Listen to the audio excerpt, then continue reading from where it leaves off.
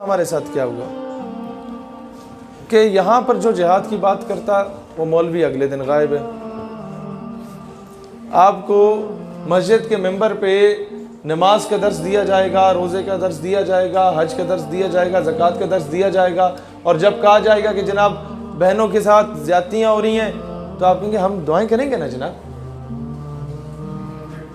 वहाँ कहा जाता है जनाब ज़्यादती हो रही है, कौम की बेटी को उठा के ले गए अमेरिका वाले, जी हमारी दुआएं आपके साथ हैं। चलो मेरी दुआएं उनके साथ हैं, मौलाना साहब की दुआएं उनके साथ हैं, वज़ीर आज़म की भी जब सिर्फ दुआएं साथ हैं तो भाईजान फिर आपके वज़ीर आज़म और हम में फ़र्क क्या हुआ?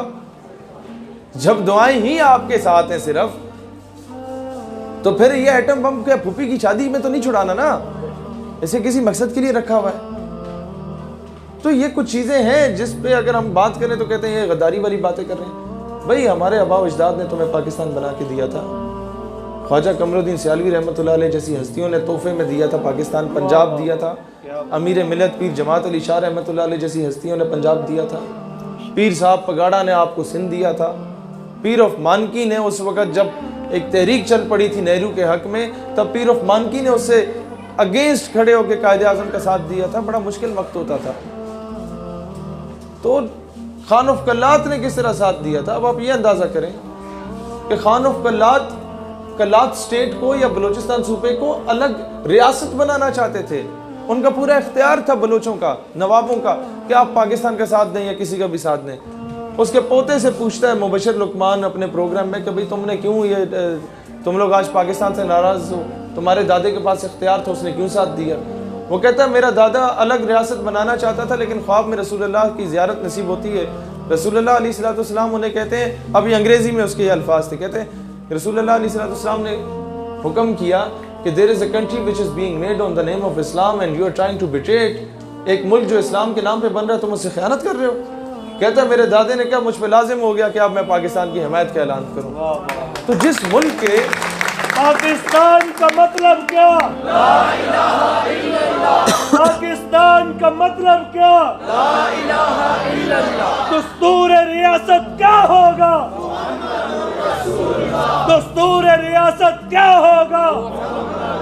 तो जिस मुल्क के सूबे भी रसूलुल्लाह अलैहिस्सलाम के हुक्म व तुफैल से बने, किसी की मजाल नहीं हो सकती कि इसकी तरफ मैली नज़र उठा के देखे।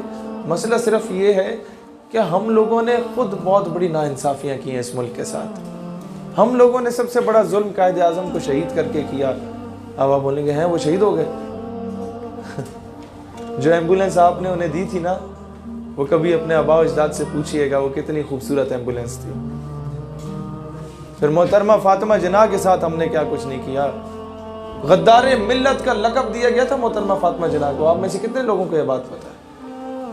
माजरत के साथ एक दो के अलावा नहीं पता होगी। गद्दारे मिल्लत का लक़ब कायदे आज़म की बहन को दिया गया था। आपकी साबिक गवर्नमेंट का एक सिटिंग मिनिस्टर का वालिद था जिसने मोहतरमा का इंतखाबी निशान लालटेन होता था, और उसने एक कुतिया के गले में लालटेन डाल के उसे कराची की सड़कों पे घसीटा था और मोहतरमा से तशबीह दी थी।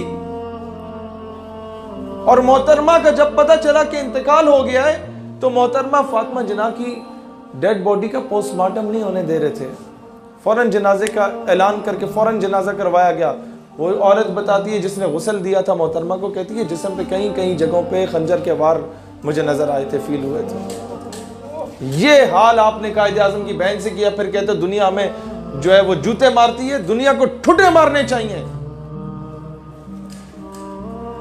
एहसान फरामोश कौम है हम, एहसान फरामोश। बच्चों को कायद का एहतराम तो सिखाया नहीं हम लोगों ने।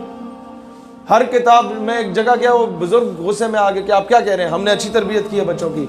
मैंने कहा जनाब किताब पहली थमाई तो क्या पकड़ाया? कहते हैं ABC। मैंने कहा दूसरी किताब उठाई, क्या पढ़ाया बच्चे को? कहते हैं अलिफ बे पे। मैंने कहा यही सबसे बड़ा अलमिया है। तीसरे सफ़ा खोल के किताब का ABC, दूसरी किताब का भी तीसरा सफ़ा खोल के अलिफ बे पे पढ़ाते हो। और वो जिस पंजाब टेक्स्ट बुक बोर्ड पे उस किताब के पहले सफ़े पे जिस बाबे की तस्वीर लगी होती है, वो बाबा कौन है ये नहीं बताते। यही वजह है कि आपका बच्चा पहली बार कॉपी पेंसिल उठाता है तो उसी बाबे की दाढ़ी मूंछ बना रहा होता है और माथे पे टीके बना रहा होता है। देख लो जाके कॉपीज, नहीं बताते उसका एहतराम। वक्त का वली और दरवेश था वो।